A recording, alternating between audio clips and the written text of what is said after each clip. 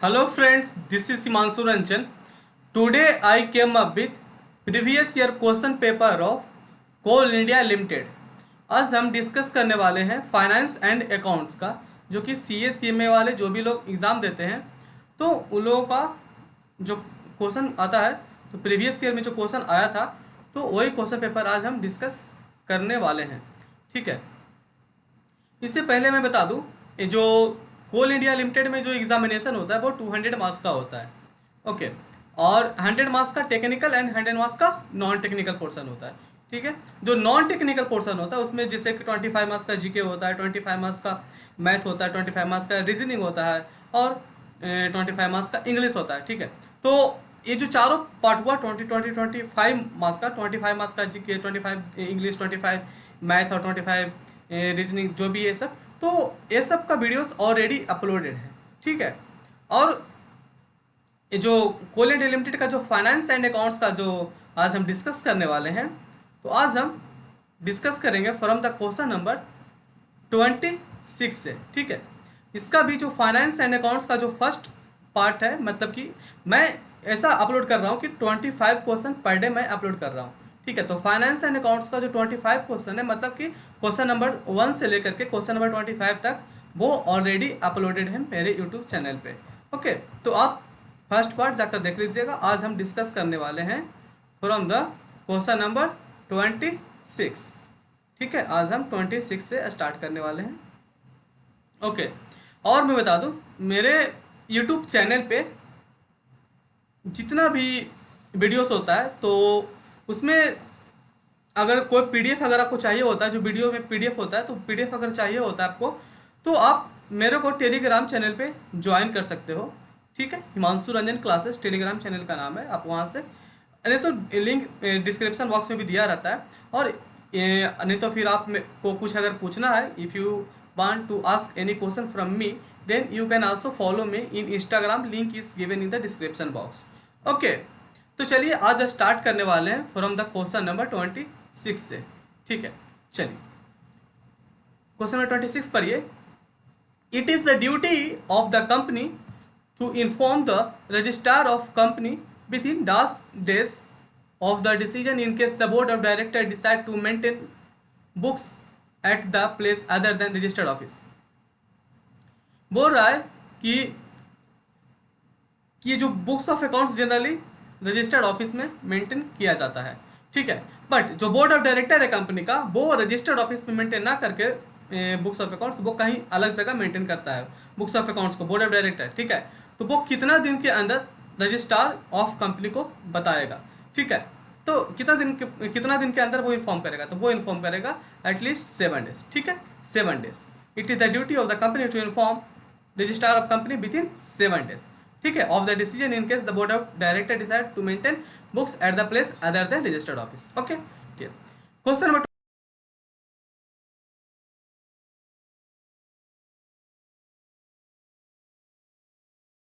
27 क्या बोलता है कि employ provident fund and miscellaneous provision act 1952 apply to every establishment which is factory engaged in any industry specified in schedule 1 in which कितना number of persons वहाँ पे काम करेंगे, तो EPF employ provident fund and miscellaneous provision act 1952 is applicable हो जाएगा। तो वहाँ पे कम से कम 20 और मोर पर्सन अगर एम्प्लॉयड होते हैं तो वहाँ पे EPF and miscellaneous provision act apply हो जाता है। ठीक है, तो 27 का हो गया ऑप्शन सी, 20% कम से कम काम करता है तो employ provident fund and miscellaneous provision act 1952 applicable on that organisation. Okay, चलो क्वेश्चन नंबर 28 देखो। 28 क्या बोल रहा है कि with effect from the historic indirect tax reform GST was introduced in India. कौन सा दिन इंडिया में जीएसटी आया, तो वो आया था 1 जुलाई 2017। ठीक है, 1 जुलाई 2017 को इंडिया में जीएसटी आया था। ओके, 28 का हो गया ऑप्शन बी। आगे बढ़िए, क्वेश्चन नंबर 29 देखिए क्या बोलता है कि with respect to receipt and payment account which of the following statement is incorrect. ये 4 स्टेटमेंट दिया हुआ, तो पूछ रहा है कि इसमें से कौन स्टेटमेंट है जो कि इनकरेक्ट मतलब गलत है। ठीक है, तो इसमें जो ऑप्शन डी है वो गलत है। It includes cash and bank receipt, cash and bank मतलब बैंक नहीं, मतलब बैंक रिसिप्ट है, and payment relating to current and futures period only, ठीक है। Past period receipt and payment are not recorded, ठीक है। तो एक गलत ऑप्शन है, ठीक है। तो पूछा था कि गलत कौन है, ठीक है। तो 29 का हो गया ऑप्शन डी, ठीक है। आगे बढ़िए 30 देखिए, क्वेश्चन नंबर 30 देखिए क्या बोलता है कि with respect to time value of money which of the following statement is incorrect. इसमें से 4 स्टेटमेंट में बताइए कि कौन है जो कि गलत है, ठीक है, with respect to time value of money के हिसाब से। तो जो ऑप्शन डी है वो गलत इसमें है। बोलता है कि the present value interest rate और the future value interest rate is known as the discount rate. ऐसा थोड़ा ना होता, फ्यूचर वैल्यू और प्रेजेंट वैल्यू को दोनों को थोड़ा ना डिस्काउंट रेट बोला जाता है। The a higher discount rate will result in higher value for the amount in future. तो ये रॉन्ग स्टेटमेंट है, ठीक है। तो 30 का हो गया ऑप्शन डी। आगे बढ़िए 31 देखिए, मैं आपको क्वेश्चन से अवेयर करा रहा हूँ, क्योंकि जब तक आप क्वेश्चन नहीं देखोगे तो आप कैसे प्रिपरेशन करोगे। एक बार अगर आप क्वेश्चन देख लेते हो तो आपको आइडिया मिल जाएगा कि क्या आपको कहाँ पे कौन सा टॉपिक पे कौन सा पेपर इस पे ज़्यादा आपको मेहनत करना है, ठीक है। तो इसलिए मेरा मोटिवेशन इतना है कि आप एक बार पेपर को अच्छा से ओवरव्यू ले लो और अपना जो प्रिपरेशन करो, क्योंकि जितना भी जो PSU का एग्जामिनेशन होता है लगभग जो पैटर्न होता है क्वेश्चन पेपर का वो लगभग थोड़ा थोड़ा सेम ही रहता है, ठीक है। थोड़ा थोड़ा तो जरूर सेम रहता है, पैटर्न सेम रहता है कि ये मतलब कि जो पेपर्स होते हैं लेवल ऑफ क्वेश्चन से लगभग सेम रहता है। ओके चलो 31 देखो, which of the following will be shown under the head other current liability in balance sheet as per form set out in part 1 of the company act 2013, ठीक है। पूछ रहा ना कि अदर करंट लायबिलिटी जो balance sheet बनता है ना, अदर जो बैलेंस शीट जो शेड्यूल 3 के अंदर बनता है, जो शेड्यूल 3 के अंदर बैलेंस शीट बनता है, तो बोल रहा है कि जो अदर करंट लायबिलिटी में क्या शो करते हैं, पार्ट 1 ऑफ द कंपनी 2013 में अदर करंट लायबिलिटी के अंदर उसको शो किया जाता है application money received for allotment of security and due for refund and interest accrued thereon, ठीक है। तो क्वेश्चन नंबर 31 का हो गया ऑप्शन ए, ठीक है फ्रेंड्स। आगे बढ़िए क्वेश्चन नंबर 32 देखिए, क्वेश्चन नंबर 32 क्या बोलता है, according to section 22 of the negotiable instrument act 1881 a note और bill which is not expressed to be payable on demand at sight और on presents is at maturity on the 10 days after the day on which it is expressed to be payable. तो 3 दिन होता है, ठीक है। ये जो maturity दिन से जो पेबल होता है वो 3 days होता है, ठीक है। तो क्वेश्चन नंबर 32 का हो गया, क्वेश्चन नंबर 32 का ऑप्शन है 3। आगे बढ़िए 33 देखिए, 33 क्या बोलता है, according to section 63 of company act 2013, section 63 of company act 2013 which of the following cannot be used for issue of bonus share. ये जो 4 स्टेटमेंट दिया हुआ, तो बताइए कि चारों स्टेटमेंट में कौन ऐसा है स्टेटमेंट है जो कि इश्यू ऑफ बोनस शेयर के लिए काम में नहीं आता है। तो वो रिवोल्यूशन रिजर्व होता है, वो नहीं आता है, मतलब for the issue of bonus share के काम में नहीं आता है, ठीक है। तो ये हो गया क्वेश्चन नंबर 33 का ऑप्शन सी, रिवोल्यूशन रिजर्व। आगे क्वेश्चन नंबर 34 देखिए, क्वेश्चन नंबर 34 क्या बोलता है कि with respect to standard costing which of the following statement is incorrect. Standard costing के हिसाब से देखिए, तो बताइए कि कौन ये 4 स्टेटमेंट है जो कि गलत है इसमें। तो ये जो ऑप्शन डी है, material price variance is equal to standard cost of standard quantity minus actual cost, है बिल्कुल रॉन्ग स्टेटमेंट है, ठीक है। तो 34 का ऑप्शन डी हो गया, ठीक है। आगे बढ़ो 35 देखो, 35 क्या बोलता है, provision of section 139 subsection 3 of the income tax act 1961 is relating to. ये जो लॉस रिटर्न होता है section 139 subsection 3 of income tax act में डिफाइन है, ठीक है। तो क्वेश्चन नंबर 35 का हो गया option b, return of loss, ठीक है। ऑप्शन बी हो जाएगा। आगे बढ़िए क्वेश्चन नंबर 36 देखिए, क्वेश्चन नंबर 36 बोलता है according to section 10 of the Indian Contract Act 1872 which of the following is not regarded as the essential element of valid contract। जो वैलिड कॉन्ट्रैक्ट का जो इसेंशियल एलिमेंट होता है, तो उसमें कौन है जो इस 4 स्टेटमेंट में नहीं आता है, ठीक है। तो ये जो कंसेप्ट बाय एंटी इन्फ्लुएंस है वो नहीं आता है एसेंशियल एलिमेंट में, ठीक है, क्योंकि ये जो एंटी इन्फ्लुएंस होता है वो तो कोई एंटी इन्फ्लुएंस करता है तो वो तो वॉइडेबल कॉन्ट्रैक्ट होता है ना, तो ये तो वैलिड कॉन्ट्रैक्ट के अंदर नहीं आता है, ठीक है। तो ऑप्शन हो जाएगा सी। क्वेश्चन नंबर 36 का आंसर है option c, cancel and influence. आगे बढ़िए 37 देखिए। 37 बोलता है कि when a transaction of supply of goods और सर्विसेज, इस जगह ए ट्रांजेक्शन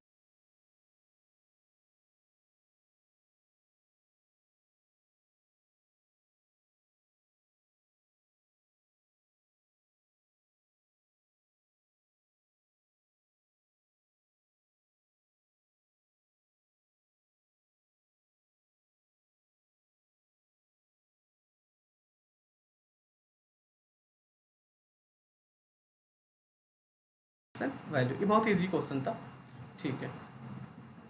38 देखिए। 38 क्वेश्चन नंबर 38 देखिए क्या बोलता है कि according to the company act 2013 which of the following is not regarded as a feature of company. ये जो चार स्टेटमेंट है इसमें बोल रहा है कि कौन ऐसा स्टेटमेंट, इसमें चार ऑप्शन दिया हुआ है जो कि कंपनी का फीचर्स नहीं है, ठीक है। तो कंपनी का फीचर्स नहीं है, option be bounded succession. Bounded succession is not the feature of company, ठीक है। तो क्वेश्चन नंबर 38 का हो गया ऑप्शन बी। आगे बढ़िए 39 देखिए। 39 क्या बोलता है, dash is a statement of an estimated performance to be achieved in given time expressed in currency value और क्वांटिटी और बोथ, ठीक है। तो इसका आंसर है ऑप्शन डी बजट।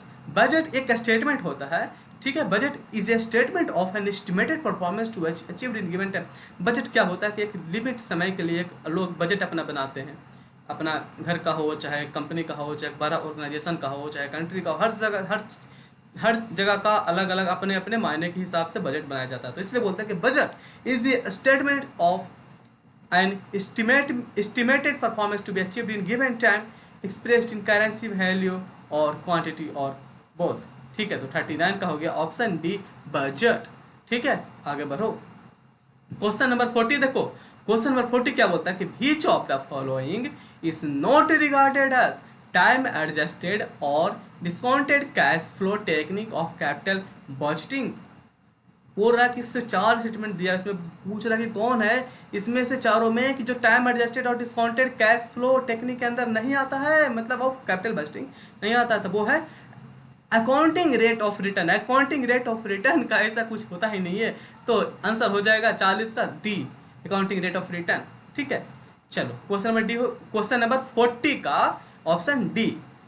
आगे बढ़ो 41 देखो। 41 क्या बोलता है कि while determining the material cost dash is not deducted from the purchase price, it is treated as interest and financing charges, it is ignored। तो कैश डिस्काउंट को ना इग्नोर किया जाता है, ठीक है। while determining the material cost, ये जो cash discount is not deducted, cash discount is not deducted from the purchase price, okay. चलो तो 41 का हो गया ऑप्शन डी। 41 का ऑप्शन डी।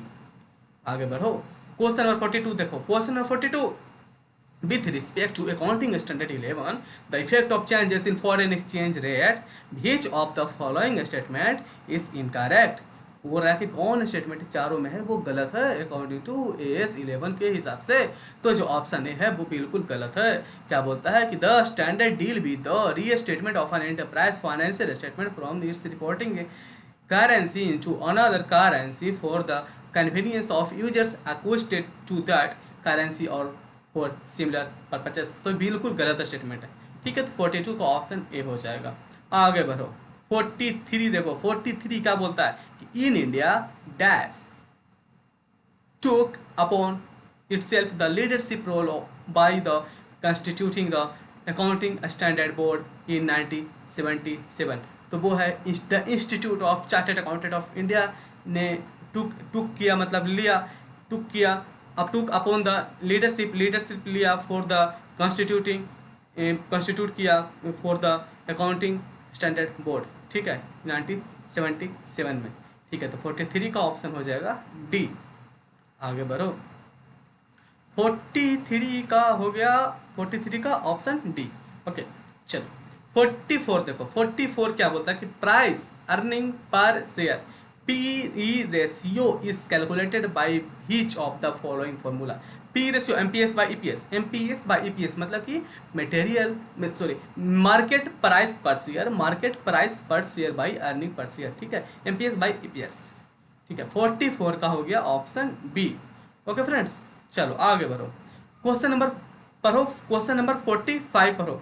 45 क्या बोलता है, according to the company act 2013 government company means any company in which not less than 51% of the paid up share capital is held by the central government or by a state government or government or partly by the central government or and partly by one or more the state government। मतलब कि government company का definition है, ठीक है, government company का definition है और बोला है कि गवर्नमेंट कंपनी का कितना स्टेक होता है तो वो गवर्नमेंट कंपनी कहा जाएगा। तो गवर्नमेंट कंपनी का तभी कहा जाएगा जब गवर्नमेंट का कम से कम 51% स्टेक होना चाहिए, 51% of paid up share capital stake होना चाहिए, वो सेंट्रल गवर्नमेंट हो, स्टेट गवर्नमेंट हो या दोनों मिलाकर के हो, ठीक है, तो वो गवर्नमेंट कंपनी होता है। तो ठीक है, 51% of the paid up share capital. Okay friends, तो क्वेश्चन नंबर 45, क्वेश्चन नंबर 45 का आंसर होगा ऑप्शन सी। ओके चलो आगे बढ़ो, क्वेश्चन नंबर 46 पढ़ो, क्वेश्चन 46 पढ़ो। Which of the following statement is in which of the following statement is correct. कौन सा स्टेटमेंट है ना, ये जो करेक्ट है, करेक्ट पूछ रहा है, करेक्ट, तो इसमें जो ऑप्शन बी है वो बिल्कुल करेक्ट है। Part 1 of the first schedule of the finance that specify the rate of taxes applicable to for the current assessment year, ठीक है। तो पार्ट 1 जो होता है फर्स्ट शेड्यूल जो कि फाइनेंस एक्ट का है, उसमें जो स्पेसिफाई करता है कि जो रेट ऑफ टैक्सेस एप्लीकेबल है जो करंट असेसमेंट ईयर का, वो उसी में लिखा हुआ है, ठीक है। तो क्वेश्चन नंबर 46 का ऑप्शन हो जाएगा बी, ठीक है। आगे बढ़ो, क्वेश्चन नंबर 46 का ऑप्शन बी। आगे बढ़ो, क्वेश्चन नंबर 47 पर हो। क्वेश्चन 47 क्या बोलता है कि with respect to hire purchase and installment sale transaction which of the following statement is incorrect. ये चार स्टेटमेंट में कौन स्टेटमेंट है जो कि गलत है, कौन है, तो जो ऑप्शन सी है वो बिल्कुल गलत है। तो क्या बोलता है कि under hire purchase system the ownership of the goods will be transferred by the higher vendor after the payment of down payment. Down payment करते समय थोड़ा ना ट्रांसफर हो जाता है ओनरशिप तो ट्रांसफर होता है लास्ट पेमेंट करने के बाद ही, ठीक है, मतलब जो लास्ट इंस्टॉलमेंट पेमेंट करने के बाद ही होता है ट्रांसफर जो भी ओनरशिप होता है। ओके, तो क्वेश्चन नंबर 47 का हो जाएगा ऑप्शन सी, ठीक है। क्वेश्चन नंबर 47 का ऑप्शन सी हो गया। आगे बढ़ो, क्वेश्चन नंबर देखो 48 क्या बोलता है, in relation to accounting standard which of the following statement is incorrect. चार स्टेटमेंट है इसमें, बोल रहा है कि कौन ऐसा स्टेटमेंट है जो कि इनकरेक्ट है, गलत है, ठीक है। तो गलत है इसमें, जो ऑप्शन बी है वो बिल्कुल गलत है।